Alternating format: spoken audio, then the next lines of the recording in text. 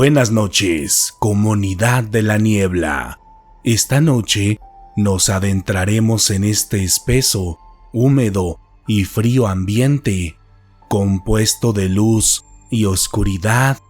para escuchar una historia muy especial sobre todo lo que puede existir detrás de la misteriosa carta de una abuela. Así que sin más introducciones, demos inicio a esta historia que, hasta el momento, había estado oculta entre la niebla.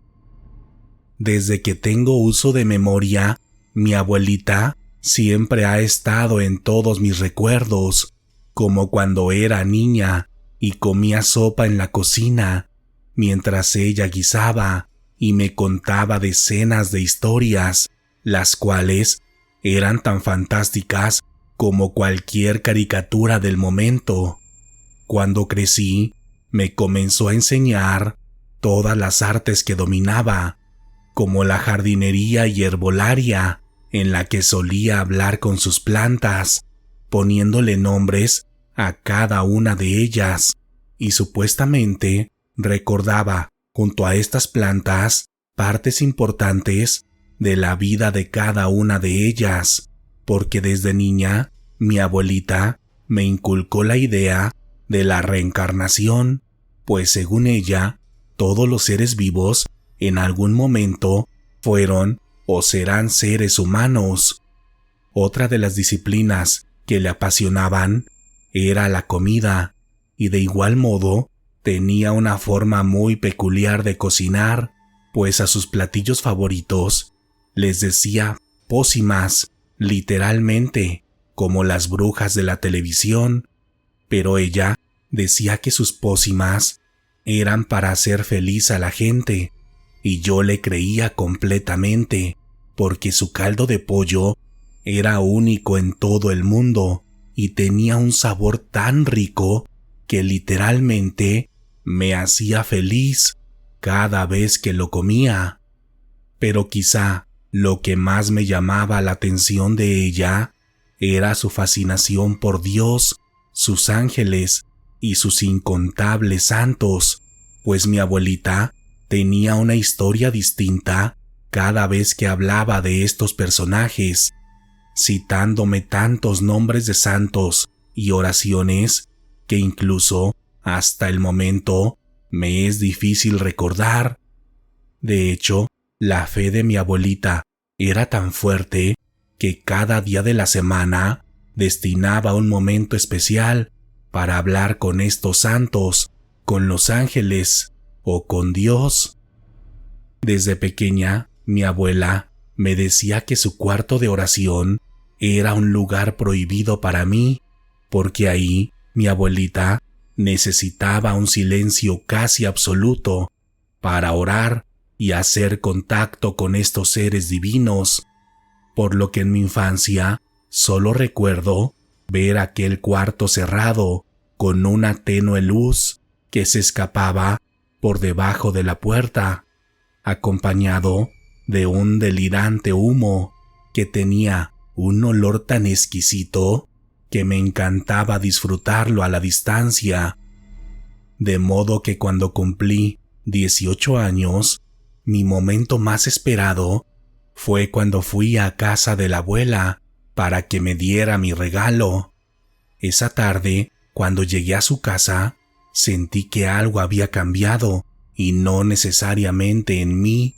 sino con mi abuelita, porque desde que abrió la puerta, me sorprendió que estaba vestida de una forma distinta a como yo la solía ver,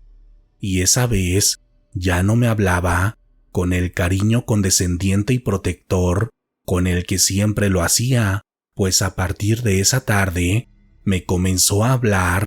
como si fuéramos dos adultas que habían tenido una gran amistad durante varios años de su vida. Y esto último no me parecía raro, al contrario, me gustaba porque me hacía sentir importante, y esta sensación fue más emocionante cuando aquella tarde me dijo que ya había sido tiempo de que me enseñara todo lo que sabía hacer, de modo que iría a su casa una vez por semana para aprender de cocina, plantas y herbolaria, y sobre todo de religión. Sé que esto podría parecer extraño para muchas personas, pero en mi caso había crecido admirando todo lo que hacía esa mujer y todo su conocimiento, incluida la religión, y todo eso me parecía fascinante, además de que siempre había tenido la idea de que todo aquello me podría servir en el futuro y quizá podría aprender a vivir de ello, porque algo que no les había contado es que la casa de la abuela era la casa más grande y lujosa que he conocido. De hecho, las personas que vivían alrededor solían hablar mucho de ella, siempre con mucha admiración y respeto, y en mi caso, eso era algo que quería vivir, porque me llamaba la atención no solo el conocimiento, sino también la riqueza y excentricidad con la que vivía mi abuela. Desde las primeras clases que tuve con ella, entendí de inmediato que no estaba equivocada cuando era niña, porque en verdad tenía un conocimiento superior sobre todos los temas que me enseñaba. En el caso de la cocina, hacía todo un ritual para hacer cada platillo o pócima, desde comprar o cortar los ingredientes hasta el punto de calor y sabor de cada uno de ellos. En la jardinería y herbolaria me enseñó la importancia de cada una de las plantas, haciéndome escribir en un libro las características y cualidades de cada una de ellas, así como el ser o deidad espiritual que representaba a cada una. En estos dos temas, desde el principio, las clases eran tanto teóricas como prácticas, por lo que en el caso de la cocina, tuve que hacer comidas para algunos de sus invitados, familiares o amigos, y siempre con una intención de por medio. Por ejemplo, recuerdo un caso en específico, cuando tuve que hacer una comida para una mujer adinerada con quien mi abuela estaba negociando la compra de una casa. Esa vez, mi objetivo era hacer una comida especial para que la mujer fuera dócil y recibiera la oferta de mi abuelita de forma positiva. Esto sin utilizar una sola planta especial, porque toda la intención la debía enfocar con la energía de mis manos. Y esa noche, cuando la mujer se fue, mi abuelita se dirigió a la cocina para felicitarme, mostrándome el contrato que había firmado aquella noche. Y con la herbolaria, recuerdo una práctica en especial, cuando ya habían pasado un par de años de entrenamiento.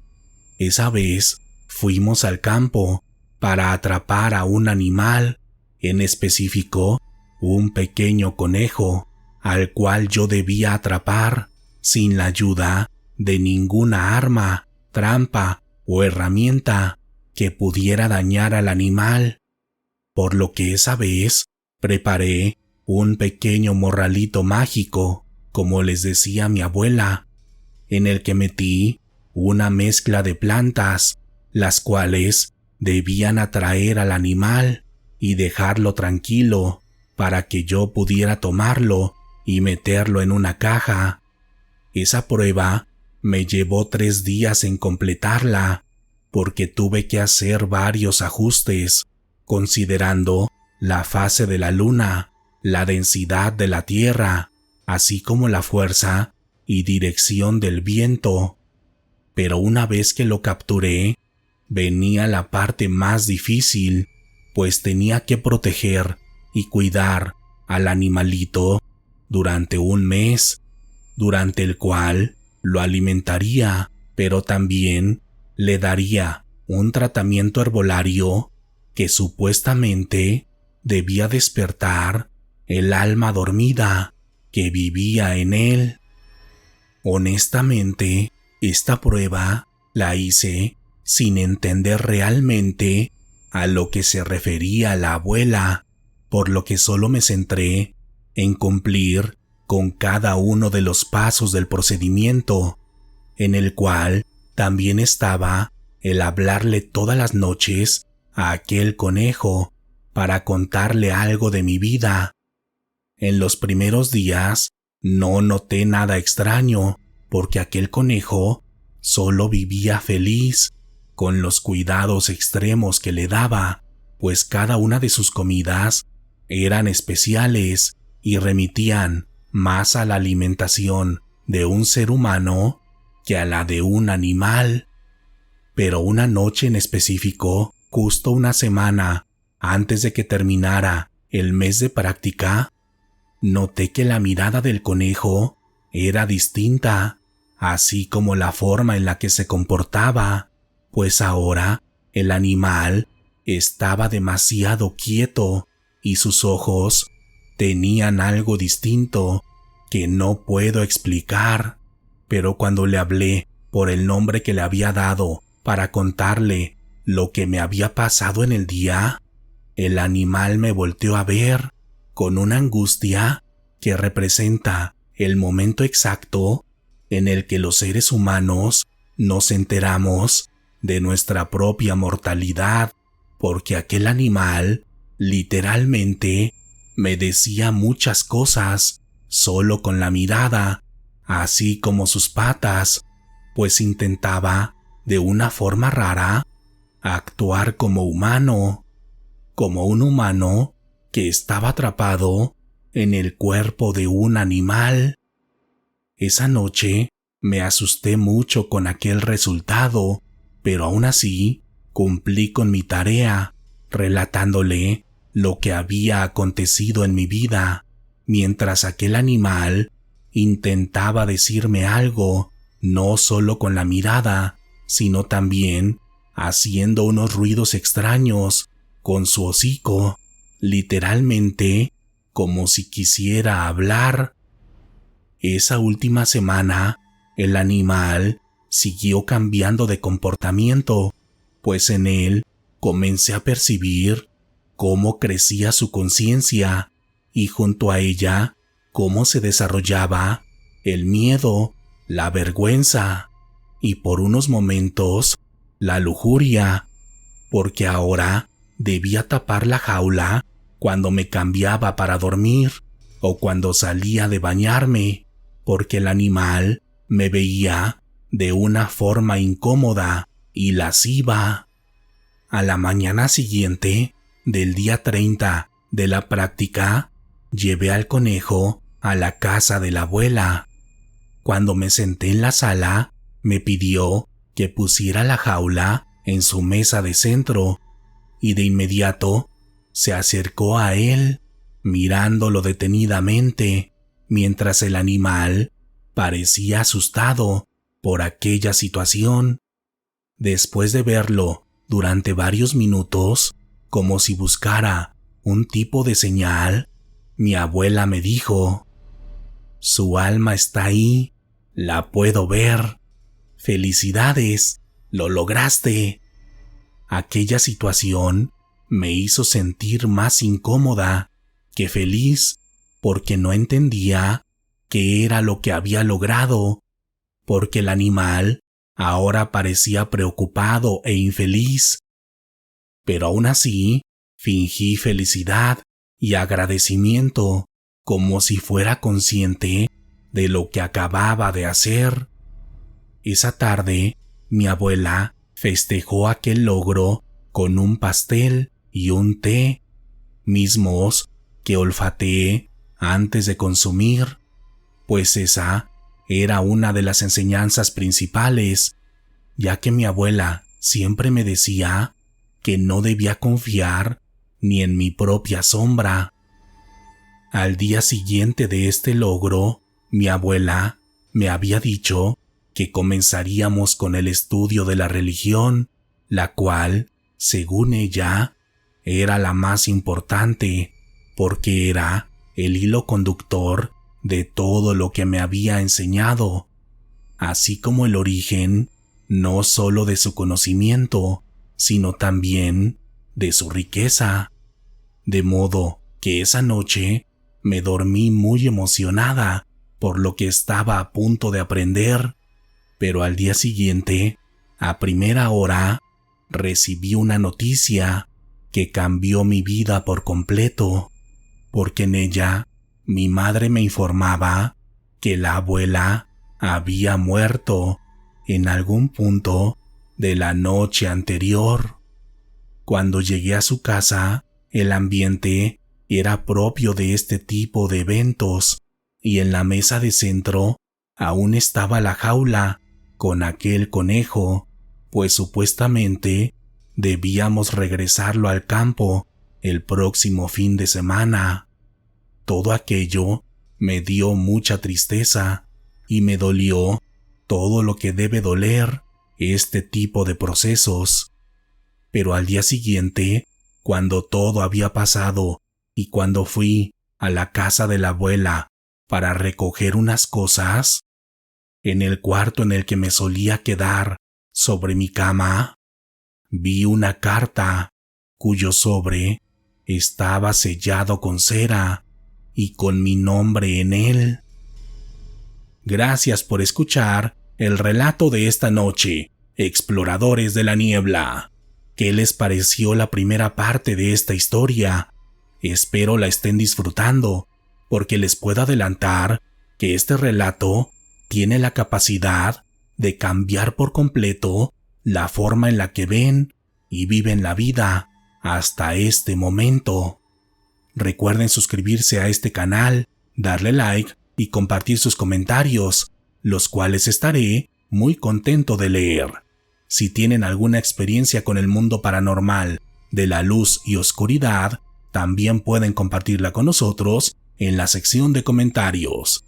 Para tener una dosis extra de terror, los invito a suscribirse a mi otro canal de YouTube, Letras de la Oscuridad, donde también publico relatos de terror, pero desde una perspectiva más oscura y perturbadora. Si llegaron al final de esta historia, háganmelo saber en la sección de comentarios, o también háganse destacar con un emoji de una carta. Estaré muy atento de leer todos sus comentarios.